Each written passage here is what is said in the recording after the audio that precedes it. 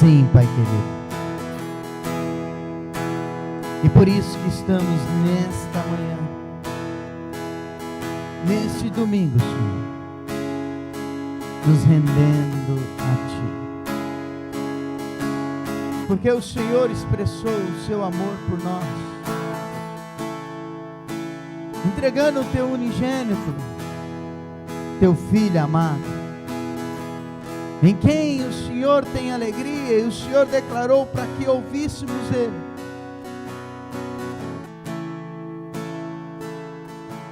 E todo poder e autoridade é concedido àqueles que creem no Teu Filho. E por isso que queremos Te glorificar e Te exaltar. Nesse dia, Senhor, que a Tua palavra fale aos nossos corações, em nome de Jesus Cristo. Que a Tua verdade seja declarada, que ela seja essa espada de dois gumes, falando com cada um de nós, falando com a Tua igreja, trazendo o discernimento da Tua vontade, do Teu reino,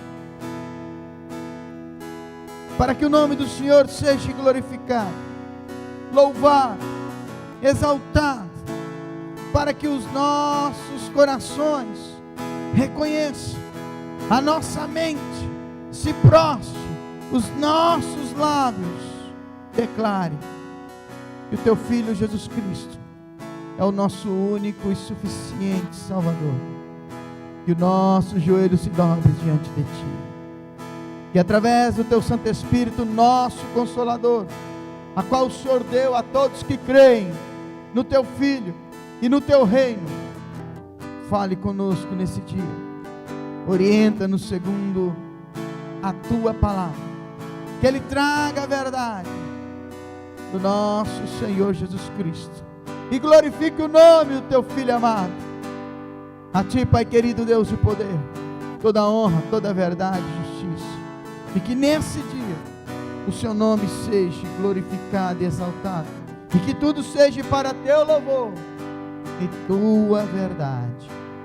A igreja que crê, dê uma linda salva de palmas para o Senhor Jesus Cristo, porque só Ele é digno de toda honra, toda glória, verdade e justiça. Amém. Bom dia, Shalom, igreja, na gloriosa graça do nosso Senhor e Salvador Jesus Cristo. Amém. Por favor, tenha liberdade de se assentar. Você que está nos assistindo pela internet, tenha liberdade de abrir a tua Bíblia também, lá no Evangelho de Marcos. O capítulo é 12. E o versículo é de número 13. E eu já estou anunciando que, quando acabarmos o discernimento, a leitura, quando concluirmos o Evangelho de Marcos, vamos começar um tempo em Gálatas e Tessalonicenses. As duas cartas ao mesmo tempo, para que possamos compreender, porque elas foram escritas pelo apóstolo Paulo na mesma época e no mesmo tempo. Elas começaram a ser escritas no mesmo tempo. Então, acabando o Evangelho de Marcos, nós vamos começar ao mesmo tempo Gálatas e Tessalonicenses. E haverá muita surpresa para a nossa vida espiritual, para a nossa caminhada com Cristo Jesus. Nós temos que começar a entender e compreender algumas coisas. Então, olha que coisa maravilhosa.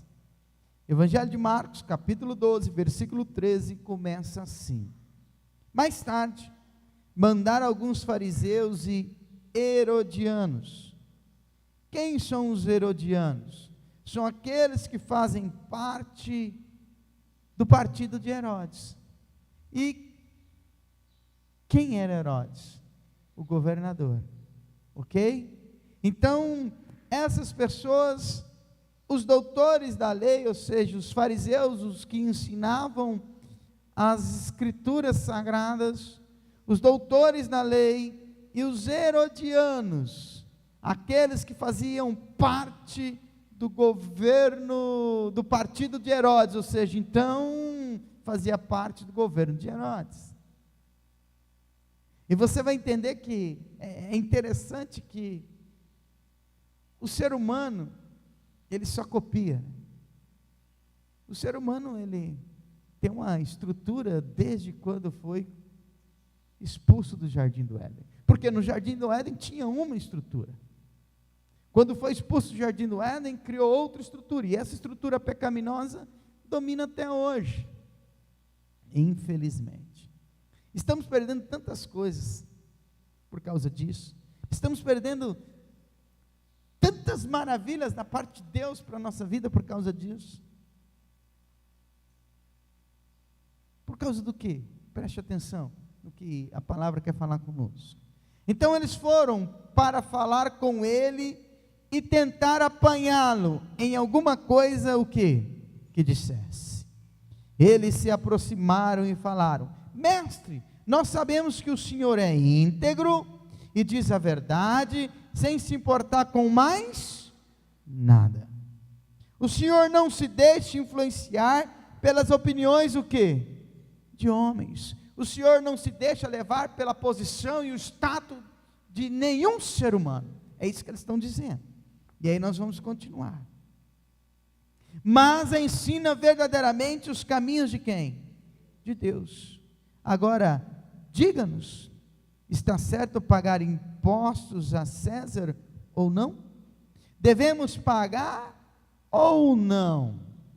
Ou seja, eles estavam perguntando para Jesus Cristo, o que é que a Torá, o que é que as leis, o Pentateuco de Moisés diz, pagamos ou não pagamos imposto a César?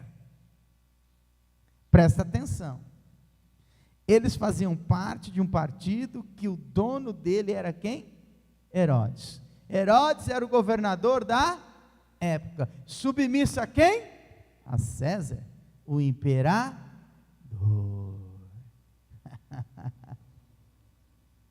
Então eles foram lá justamente para pegar Jesus o quê? No pulo.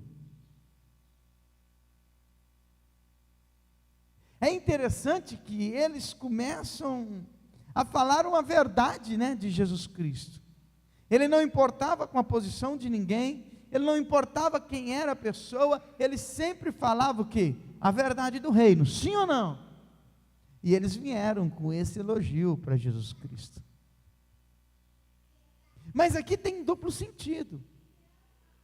O primeiro é que essas palavras é a verdade sobre Jesus Cristo. Ele não se importava com ninguém, ele queria falar do reino, ele queria falar da vida eterna, ele queria falar de salvação, ele queria falar de céus e inferno. Ele não importava quem era a pessoa.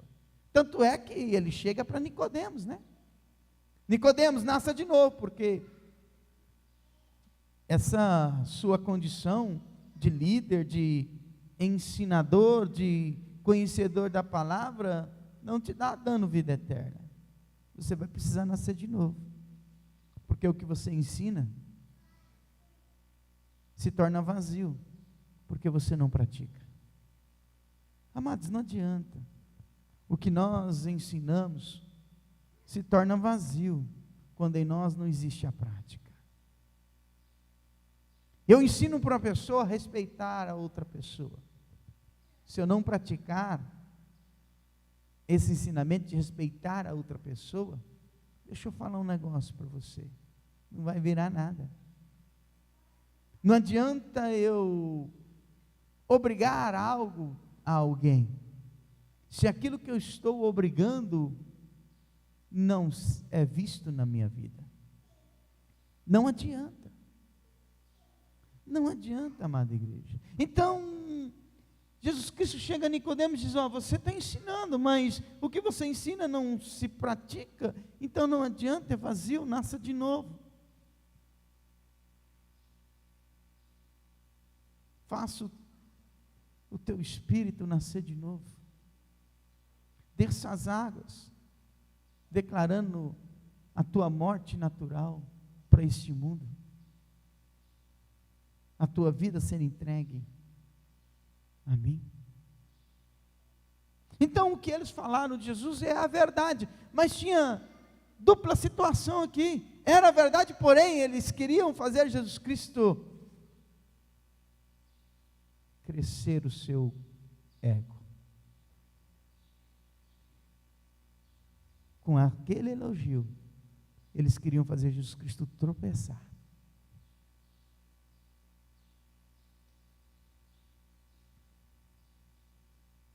Eles queriam que Jesus Cristo entrasse na deles. E aqui a gente aprende algumas coisas. Que as pessoas possam falar a verdade de nós, mas que possamos vigiar. Porque a soberba precede o quê? A queda. Entenda isso. Cuidado como você recebe elogios. Ou quando você recebe alguém falando uma verdade a teu respeito.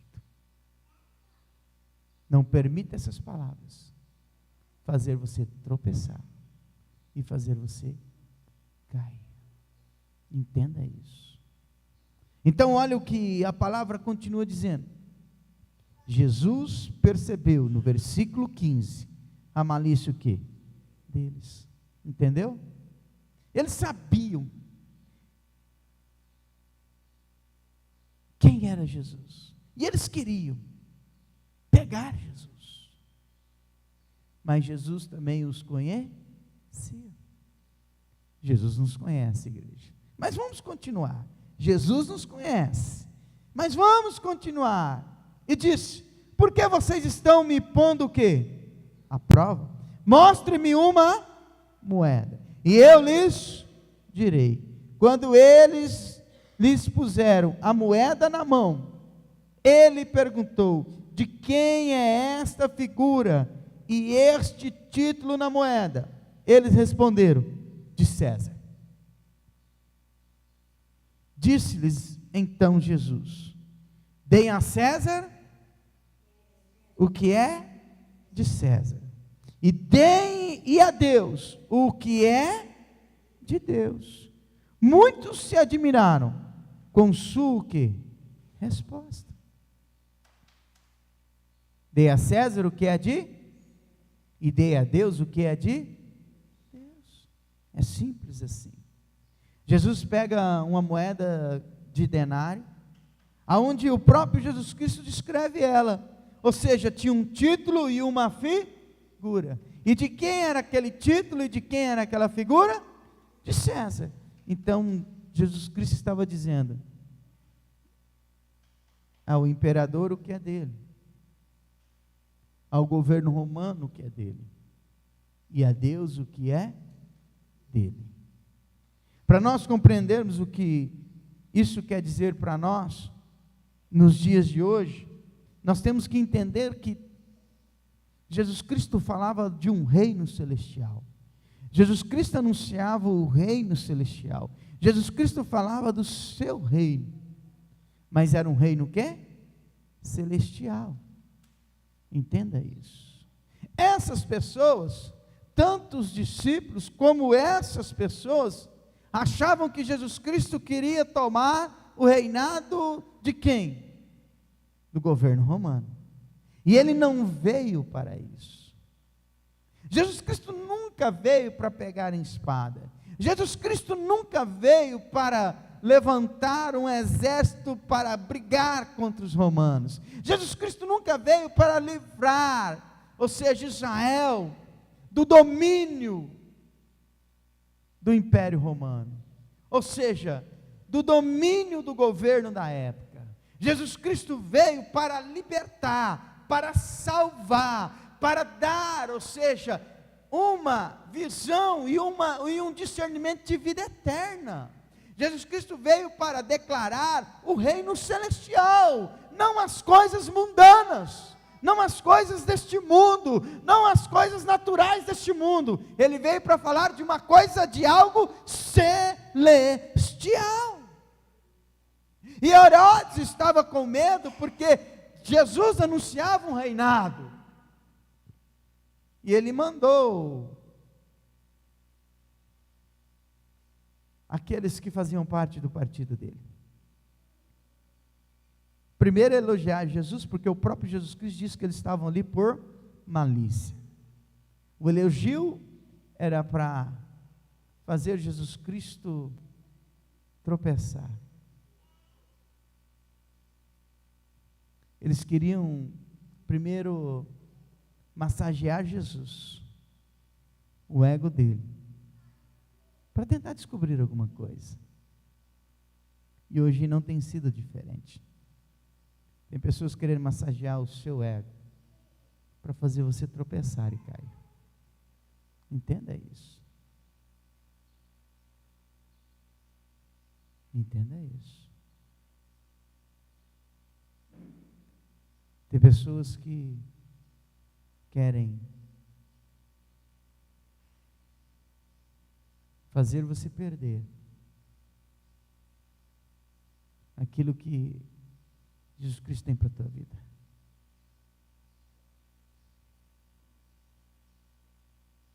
Eles querem que você aceite, como diz o ditado popular, o canto da sereia. Né?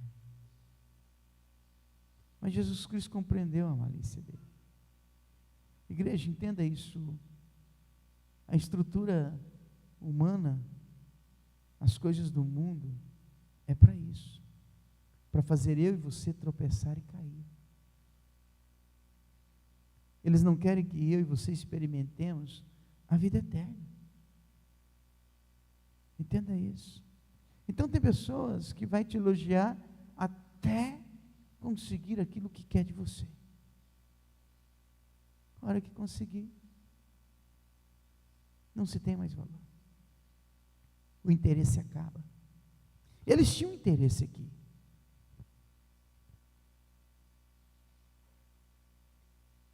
E o interesse era perseguir Jesus. O interesse era pegar alguma fala de Jesus Cristo para poder julgá-lo, maltratá-lo, denunciá-lo, fazer o Império Romano, o governo romano, persegui-lo. Essa era a intenção deles. Mas Jesus Cristo falou: olha, o que é de César tem que ser dado a César, o que é de Deus tem que ser dado a Deus. E o exemplo ele pega justamente do denário, que era o dia, que era o valor de um dia de trabalho. Ele perguntou: se me dá um dia do seu trabalho aí, deixa eu mostrar para vocês o que esse dia do seu trabalho mostra. Então, no dia do seu trabalho, no ganho do diário do seu trabalho, Jesus Cristo estava dizendo: pague os seus impostos, e não esqueça também de dar o que é de Deus. É isso mesmo. Exerça a sua obrigação, o seu dever, como cidadão.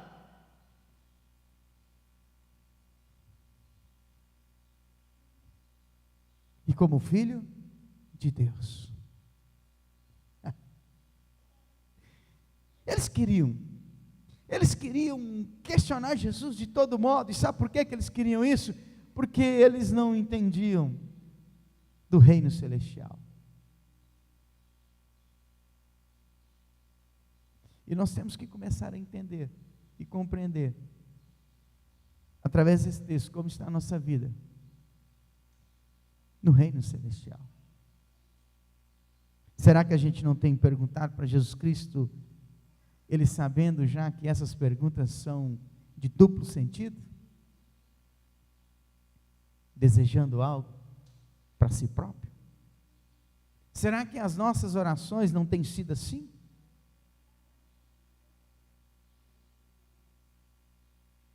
Será? Será que a nossa aproximação com o Senhor não tem sido assim? Sempre querendo algo em troca? Sempre buscando aquilo que é de nosso interesse?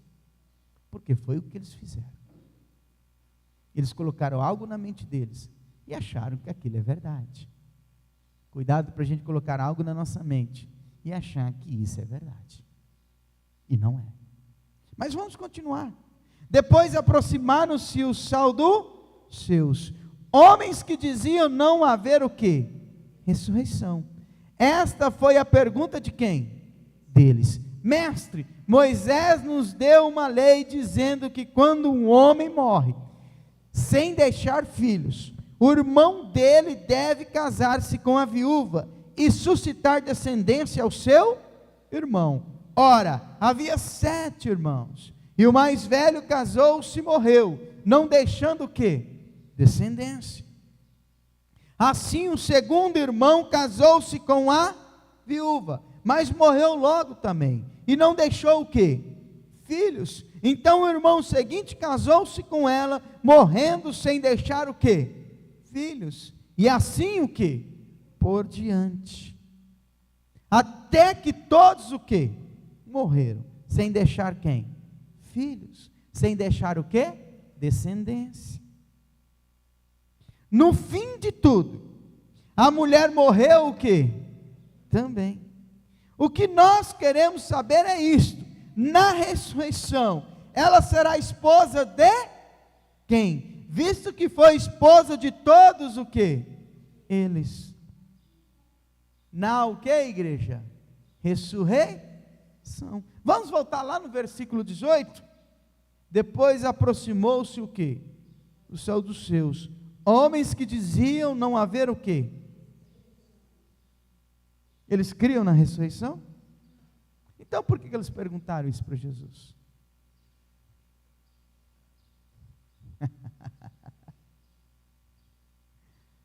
Pastor, eu não estou conseguindo entender. Ah, é? Eu vou tentar te explicar. Eles criam na ressurreição? Hã? Então por que perguntaram isso para Jesus?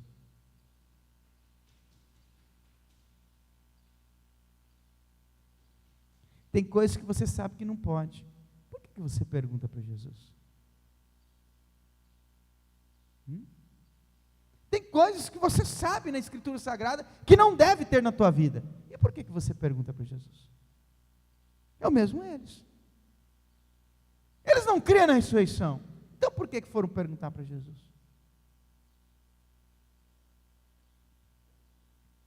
E eles pegaram justamente um ensinamento de quem? De Moisés. Tem pessoas que vão até Jesus Cristo pegando algumas coisas da palavra para poder questionar por que não pode, mas Jesus já disse não, pode. Interessante, né? Eles pegam um discernimento que Moisés deu para o povo, para dizer o seguinte, ó, para que a herança não se espalhe, entendeu? Porque essa era a condição do povo de Israel. Ou seja, que a herança continuasse na mesma tribo, na mesma família. Entendeu isso? Era por isso. Mas eles não crendo na ressurreição, eles pegam vamos dizer assim, uma ordenança de Moisés, um ensinamento de Moisés para o povo judeu, pega aquilo, ou seja, para trazer como argumento para questionar quem? Jesus. E assim muitas vezes estamos nós.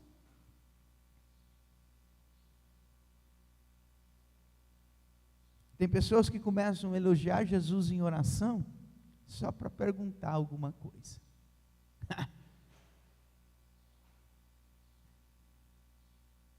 Me desculpe.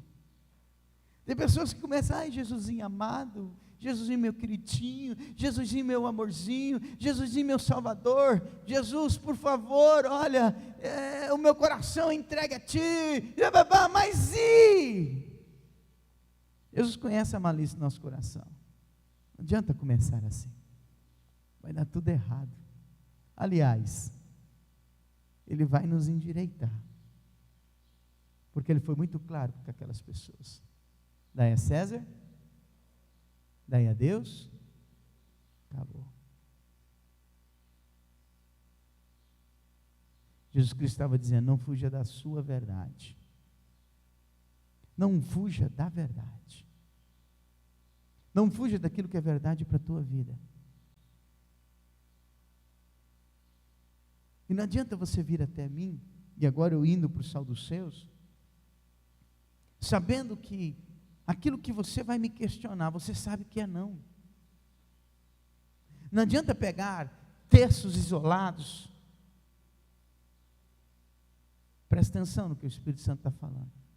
Não adianta pegar textos isolados para afirmar e confirmar um erro na sua vida. Sabendo que Jesus Cristo já disse não.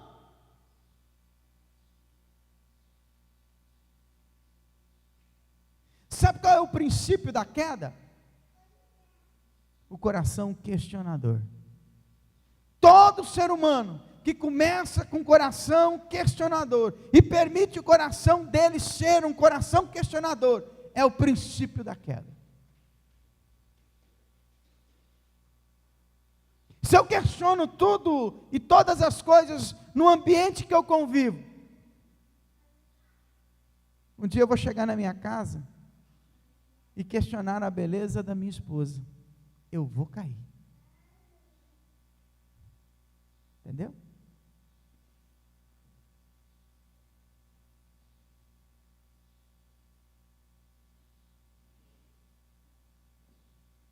Eu pergunto para você, mulher, que um dia teve uma decepção com teu esposo, se não foi assim o início da queda dele. Ele questionava tudo, questionava o trabalho, questionava o ambiente de trabalho, questionava isso, questionava aquilo, e um dia ele começou a questionar a sua beleza, a sua preocupação com a família, a sua estrutura dentro de casa. Isso é o princípio da queda. Que é isso, pastor? Assim aconteceu com Lúcifer. Ele começou a questionar o sistema do reino celestial.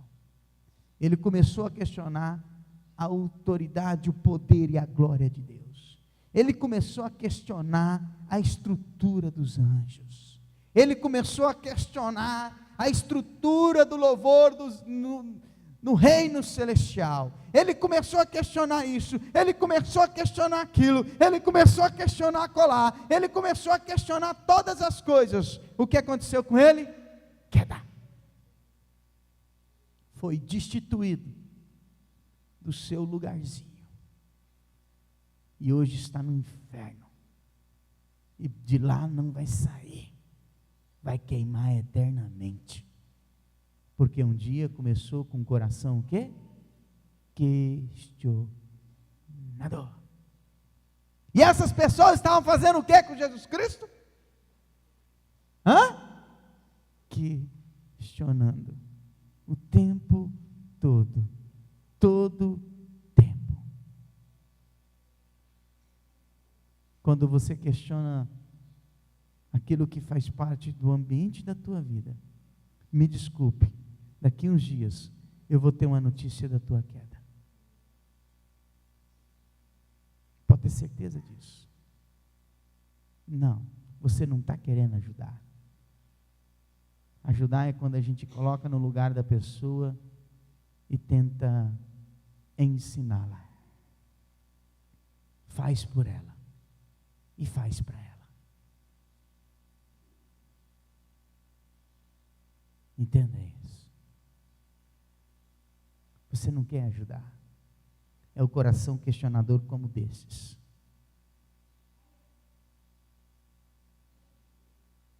O seu negócio é argumentar e questionar. O seu negócio é pegar versículos espalhados para confirmar a dureza do teu coração. continuar questionando, para simplesmente organizar uma situação para praticar o que você já quer praticar, mesmo você sabendo que a palavra diz não, mesmo você sabendo que a Escritura Sagrada condena, mesmo você sabendo que a Escritura Sagrada denuncia, mas você vai encontrar algum versículo bíblico para te confirmar o que você já quer fazer, para te dar base naquilo que você quer praticar. E hoje a palavra está deixando muito clara: cuidado, cuidado, porque Jesus conhece a nossa malícia, cuidado, porque Jesus sabe da nossa estrutura. Os sol dos céus não criam em ressurreição. E por que queria falar de ressurreição?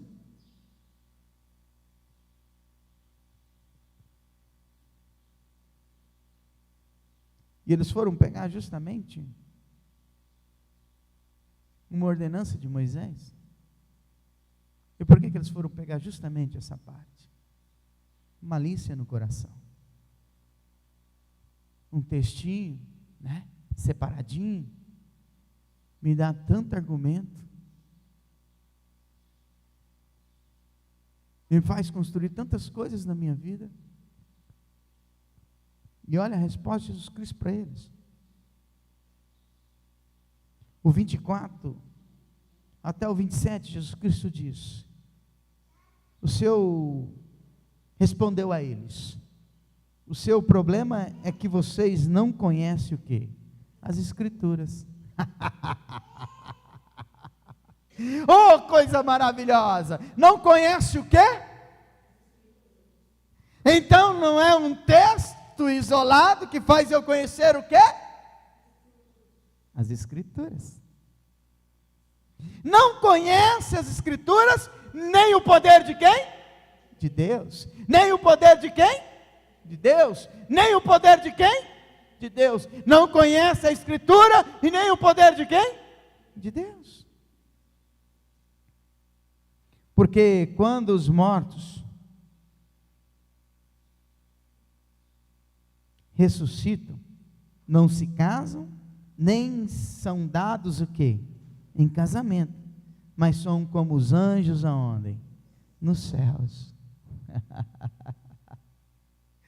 Vocês não conhecem a Escritura, pega um texto isolado e vai praticar algo que não é a verdade. Entendeu? Jesus Cristo fala para eles: vem aqui, eu quero fazer vocês conhecerem a verdade. É o que Jesus Cristo está querendo, através do Espírito Santo, nos advertir e denunciar sobre a nossa vida. Cuidado com certas condições isoladas, de textos, versículos isolados. Ele pode fazer você praticar aquilo que você não conhece. As Escrituras e nem o que? O poder de Deus. Igreja, o assunto é sério. E a palavra não brinca. Cuida da tua alma, porque ela é eterna. É isso que nós temos que fazer. É isso que Jesus Cristo está nos advertindo hoje através desta passagem bíblica. Aí vamos continuar. Mas agora, se haverá ressurreição ou não, vocês nunca leram no livro de Moisés a respeito da sarça que queimava? Deus disse a Moisés: eu sou o Deus de Abraão, o Deus de Isaque e o Deus de quem? De Jacó. Deus não é um Deus o quê? De mortos, e sim o quê? De vivos. Vocês estão cometendo o quê? Um erro grave. Eita glória! Ou seja, eles vieram com um assunto, eles colocaram uma condição no assunto.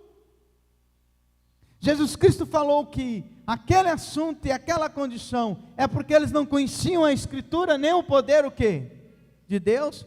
Mas Jesus Cristo aproveitou e deu uma lapadinha neles. Vamos falar um pouquinho da ressurreição? Que vocês não creem? Jesus Cristo disse: já que vocês não creem na ressurreição, vamos falar um pouquinho dela? Ela existe, porque Deus não é Deus de mortos. Entendeu? E Ele é Deus de vivos. E vocês estão construindo a vida de vocês num grave erro que vocês têm cometido. Vocês vão perder a vida eterna por causa desse grande e grave erro. Cuidado, igreja. Que eu possa estar construindo a minha vida em um grave erro. E isso vai ter consequência para mim. Porque tão somente não conheço as Escrituras e também não conheço quem? O poder de Deus.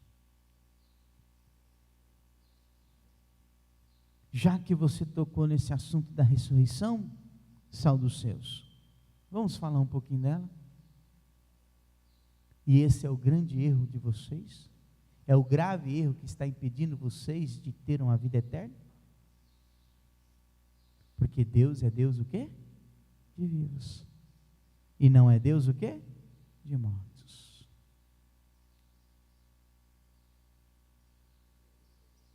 Recapitulando.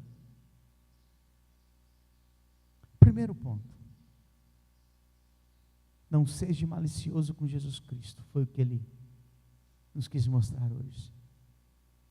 Segundo ponto. Cuidado com os elogios. Aceite eles para fazer você cada vez mais ter responsabilidade e temor.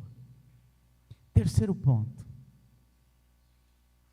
Não queira e não viva uma vida cristã com textos isolados. Outro ponto. Cuidado.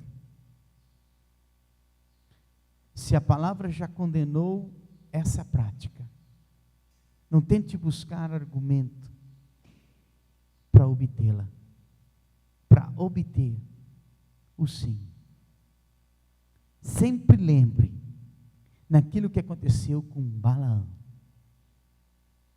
Ele foi buscando argumento na presença de Deus para que ele fosse até Balaque, porque ele via favorecimento na vida dele naquela atitude.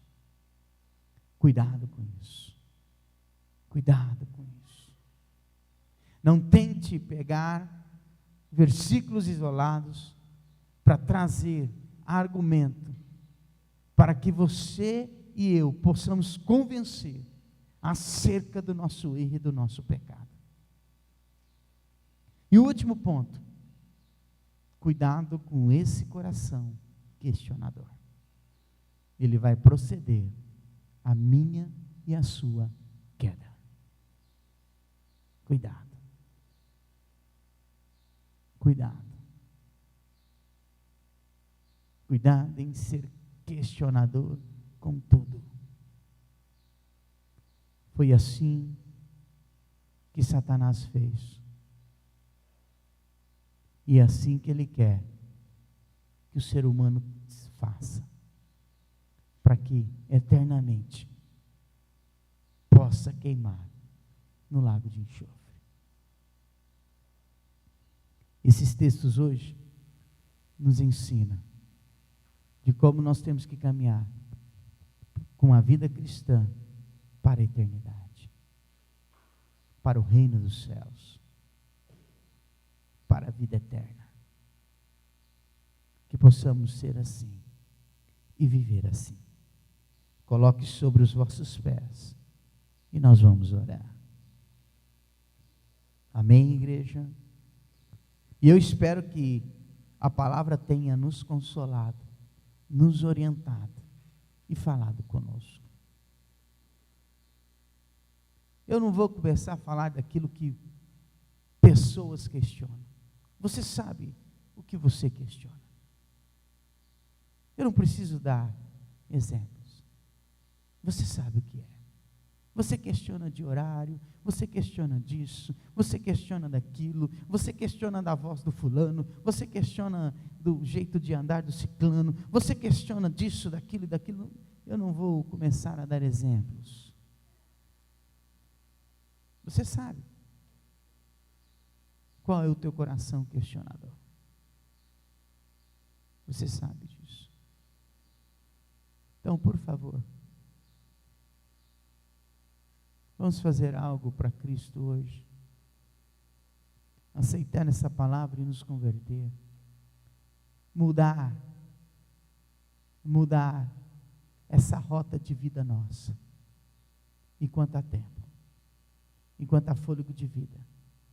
Vamos buscar em conhecer a Escritura e o poder de Deus.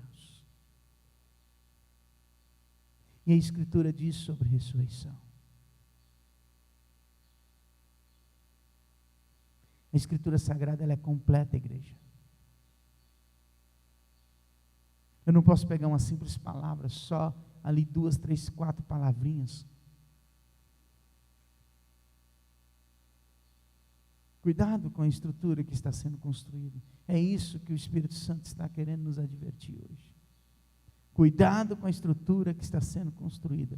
Cuidado com a estrutura espiritual que está sendo construída.